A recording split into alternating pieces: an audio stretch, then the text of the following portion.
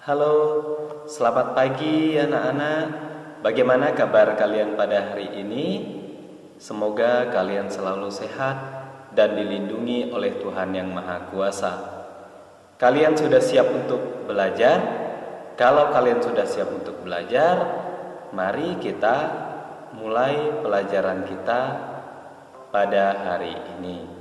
Tapi kita buka dulu dengan doa bersama. Mari kita berdoa dalam nama Bapa dan Putra dan Roh Kudus. Amin. Tuhan Yesus, kami mau belajar. Berkatilah kami dalam pelajaran hari ini. Amin. Salam Maria, penuh rahmat, Tuhan sertamu, terpujilah engkau di antara wanita, dan terpujilah buah tubuhmu, Yesus. Santa Maria, Bunda Allah, doakanlah kami yang berdosa ini, sekarang dan waktu kami mati. Amin. Dalam nama Bapa dan Putra dan Roh Kudus. Amin. Baik, mari sekarang kita mulai pelajaran kita.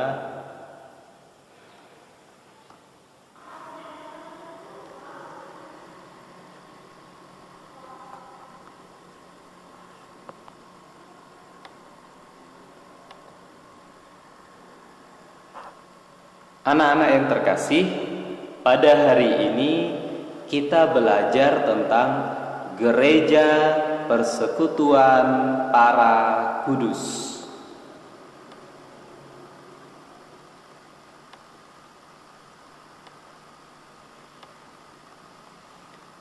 Para kudus adalah orang-orang beriman yang telah memperoleh kehidupan kekal di surga sebagaimana dijamin oleh Yesus melalui sabdanya.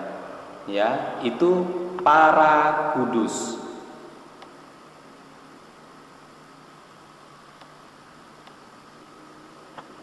Sabda Yesus tersebut adalah, "Aku berkata kepadamu, sesungguhnya jikalau kamu tidak makan daging anak manusia dan minum darahnya, kamu tidak mempunyai hidup di dalam dirimu. Barang siapa makan dagingku dan minum darahku, ia mempunyai hidup yang kekal, dan aku akan membangkitkan dia pada akhir zaman." Nah, sekarang mari kita lihat bagaimana ajaran Gereja Katolik tentang persekutuan para kudus. Menurut Gereja Katolik, para kudus itu seperti apa sih? Ya, mari kita lihat bersama-sama. Ya, dalam Gereja Katolik, para kudus ini atau orang-orang yang dianggap kudus dan suci ini mendapat tempat yang istimewa. Ya, yang pertama bisa kita lihat dari doa-doa atau doa-doa yang ada dalam perayaan Ekaristi. Ya, dalam perayaan Ekaristi di situ ada litani orang kudus, syahadat para rasul, dan doa syukur agung. Ya, dalam doa-doa inilah para kudus itu dihormati dan mendapat tempat yang khusus. Nah, berikutnya Gereja Katolik juga menyediakan hari-hari khusus untuk memperingati orang-orang kudus.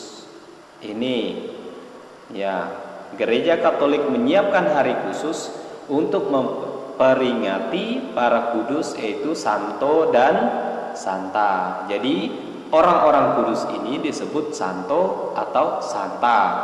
Yang laki-laki disebut santo, yang perempuan disebut santa.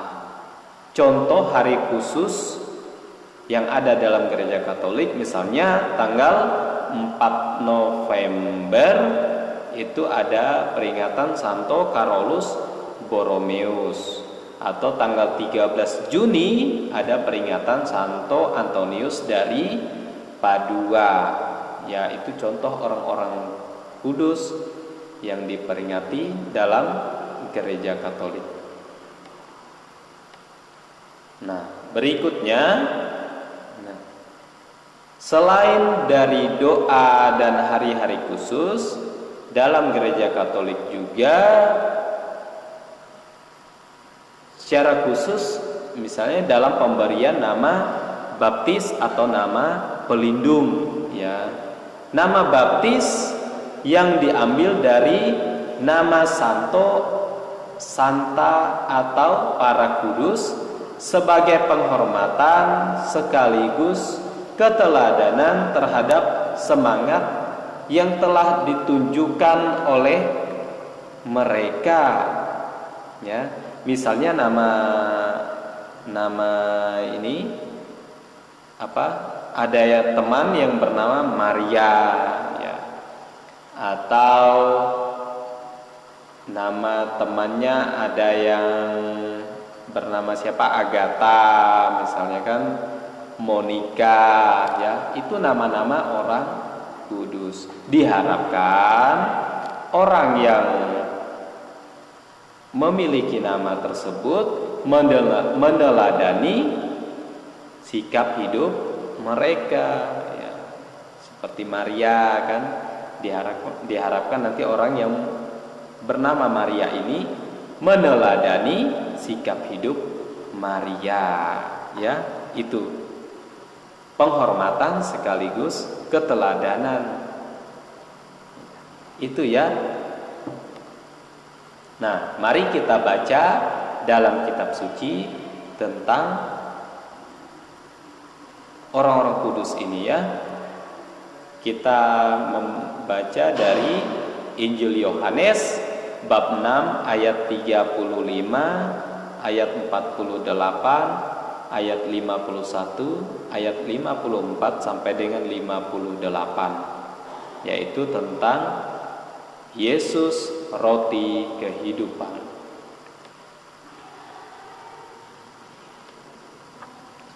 Kata Yesus kepada mereka, "Akulah roti hidup. Barang siapa datang kepadaku, ia tidak akan lapar lagi. Dan barang siapa percaya kepadaku, ia tidak akan haus lagi.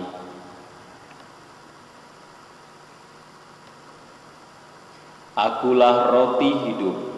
Akulah roti hidup yang telah turun dari surga. Jikalau seorang makan dari roti ini, ia akan hidup selama-lamanya. Dan roti yang kuberikan itu ialah dagingku yang akan kuberikan untuk hidup dunia."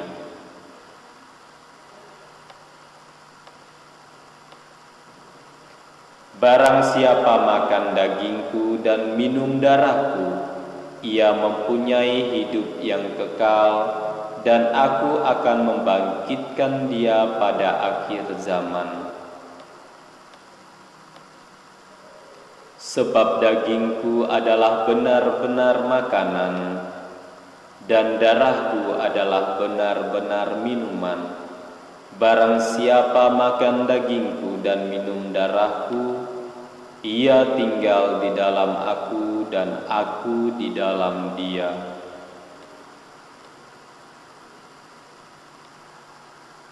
Sama seperti Bapa yang hidup mengutus aku, dan aku hidup oleh Bapa, demikian juga barang siapa yang memakan aku akan hidup oleh aku.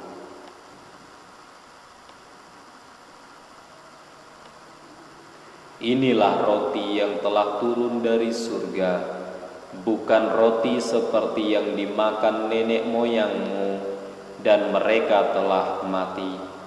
Barang siapa makan roti ini, ia akan hidup selama-lamanya.